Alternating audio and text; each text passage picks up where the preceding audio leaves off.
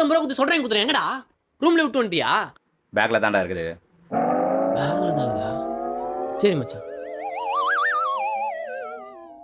மச்சான் ஊட்டில 500 ரூபா கொடுத்து. டேய் டேய் எவ்வளோ ஆச்சு? நீ வாங்கி கொடுத்துருக்க எவ்வளோ ஆச்சு? சொல்றா கணக்கு சொல்றா இப்பயே தரேன்டா. டேய் மச்சான் என்னடாச்சு? மச்சான் அவன் வாங்கி கொடுத்தலாம் சொல்லி சொல்லி காட்டுங்கிறான்டா. டேய் அவன் அப்படிலாம் சொல்லி காமிச்சிட மாட்டான்டா. வேணா நீயே கேளா. டேய் மச்சான் நீ ஏடா சொல்லி காமிச்ச? டேய் சொல்லி காமிச்சாடா? டேய் மச்சான் சொல்லி காமிச்சியாடா? ஆமாண்டா சொல்லி தானே காமிச்சேன். ஆமா உங்க கழுத்து என்ன கலர் இருக்குது? உனக்கு 1.5 சவரன் செயின் வாங்கி கொடுத்துறேன் எங்க? டேய் மச்சான் எனக்கு எப்படா செயின் வாங்கி கொடுத்தா?